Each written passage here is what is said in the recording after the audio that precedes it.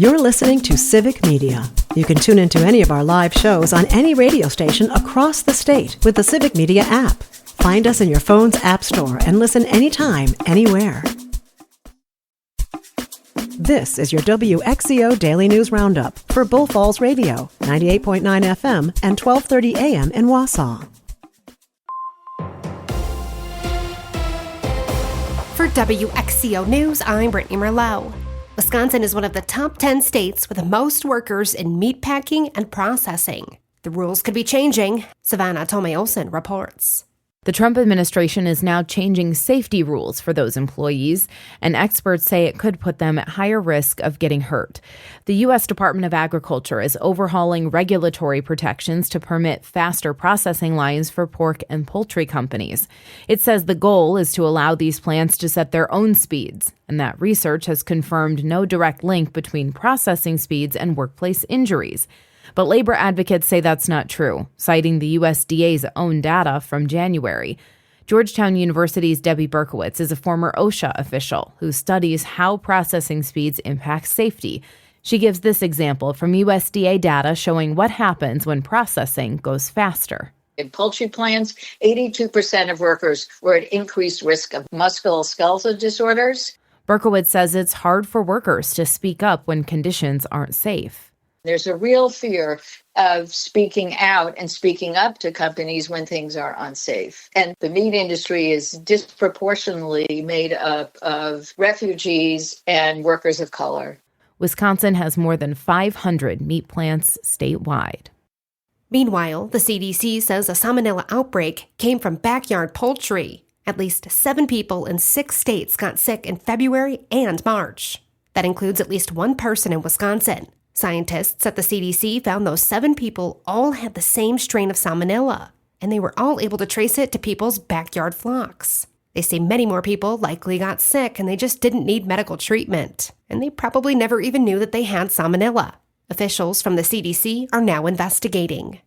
Wisconsin is once again the top cranberry producer for the 30th straight year in a row. Last year's yield from the state was well over 6 million barrels, which supplied over 60% of the nation's needs. And these berries are grown on more than 25,000 acres, spanning through 19 counties, with more than 250 licensed growers. And the executive director of the Wisconsin State Cranberry Growers Association says they take pride in being stewards of this land and this legacy.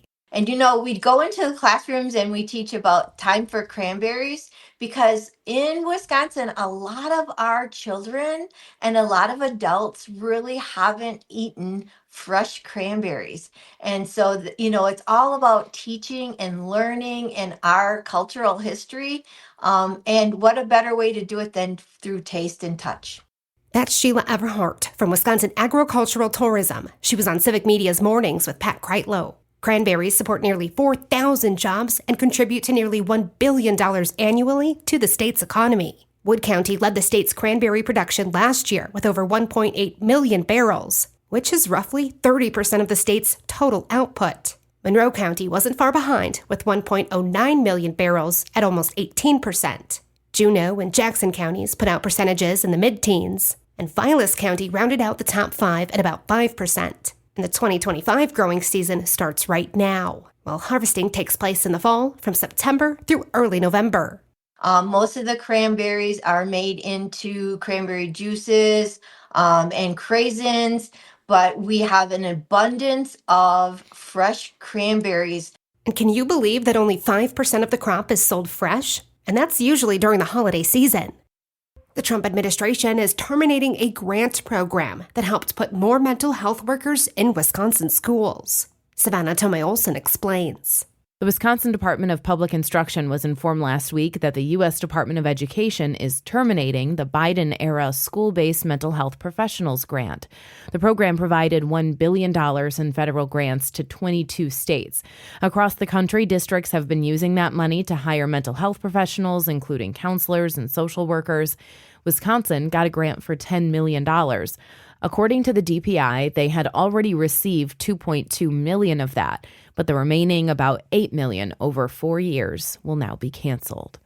Data from the latest Youth Risk Behavior Survey shows Wisconsin students are in crisis.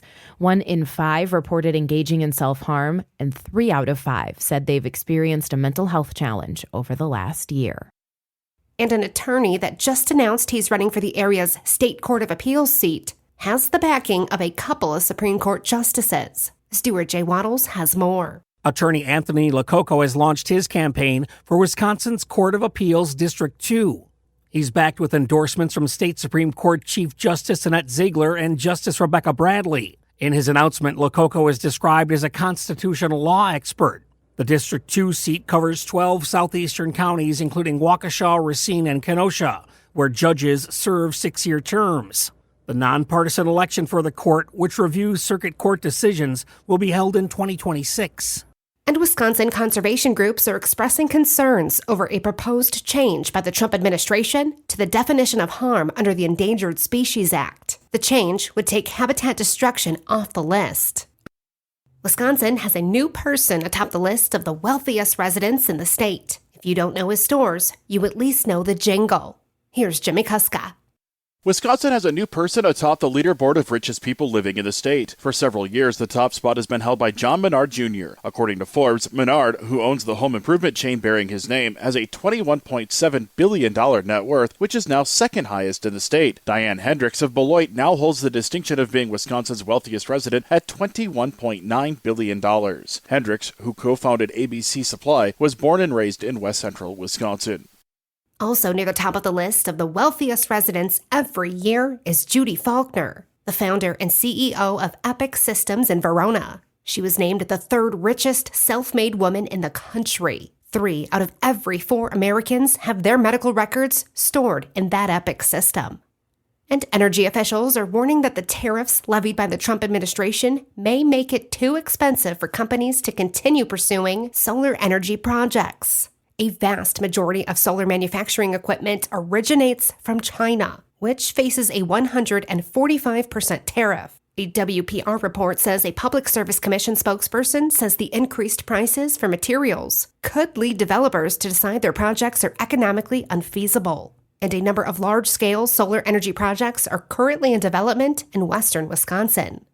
And spring is the most critical fire season in the state. And so far this year, we've had 658 wildfires that have burned over 2,220 acres of land. And Ashland just burned 23 acres, closing down Highway 2. And the elevated fire danger remains in place until we get more significant rain. I'm Brittany Merlot for WXCO.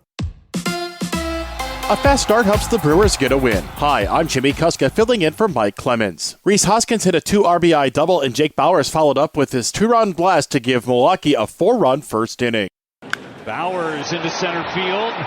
Myers is back. He is running out of room and that's down! Number 3 for Bowers. That call courtesy of FanDuel Sports Wisconsin. Milwaukee won its 3rd game in a row with the 4-3 win over the Houston Astros last night. The Brewers used offense, defense, and pitching to win. We put up 4 early, and the pitching staff, again, Uribe didn't throw as bad as the numbers, but his pitch count got up. And then Mears came in again, second night in a row, and just pitched out of a jam unbelievably, and McGill was electric. Starting pitcher Chad Patrick pitched into the 7th inning. Chad continues to show that he belongs here, and 6 2/3 of flawless against a good ball club that's obviously, and look at their names in their lineup, they're very good ball club. William Contreras was given heaps of praise for his work. Give William credit. He's playing with an injury, and you could tell him it affected him tonight, but in a big situation, he comes up and throws that guy out at second base. Just a hustle play that, big time play. So you got to give William credit for all of this too, with the way he's calling a game, the way he's receiving, the way he's throwing. He's been a huge part right now. That's Brewers manager Pat Murphy. It'll be the same 2 teams, Brewers and Astros, again this afternoon. Milwaukee gets the day off tomorrow before playing the Rays this weekend. 1 week from today, the NFL will announce its 2025 schedule. The Green Bay Packers will have 8 home games and 9 away games. In addition to the home-and-home games against the Bears, Vikings, and Lions in the NFC North, the Packers will play each team in the NFC East and AFC North, as well as Carolina, Arizona, and Denver next year. Filling in for Mike Clemens, I'm Jimmy Kuska with Civic Media Sports.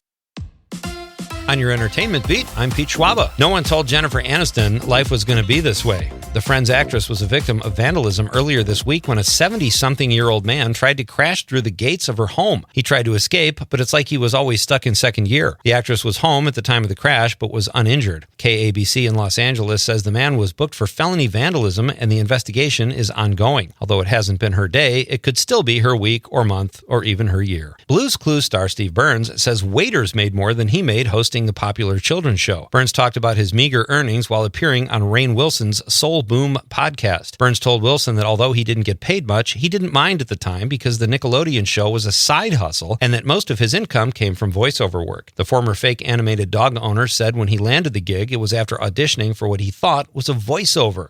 That's called having a horseshoe up your ass. Partly cloudy today. We'll get to 65 for a high this afternoon. The wind will be northeast at 5 to 15. Clear tonight, 34. Tomorrow, sunshine, 64 on Friday. Mostly sunny with a high of 72. I'm meteorologist Sean Cable. Currently, it's 51. That's your WXCO Daily News Roundup from Civic Media. Subscribe to this podcast on Spotify, Apple, or wherever you find your podcasts. Find more news at bullfallsradio.com. The national news cycle never stops, but it can be hard to find news about your local community. Civic Media is dedicated to providing quality local and state news coverage across Wisconsin. With the Civic Media app, you can get notifications about local stories that matter to you and your community. Find the free Civic Media app in your phone's app store and choose notifications from the menu to tell us what kind of news you want to hear about.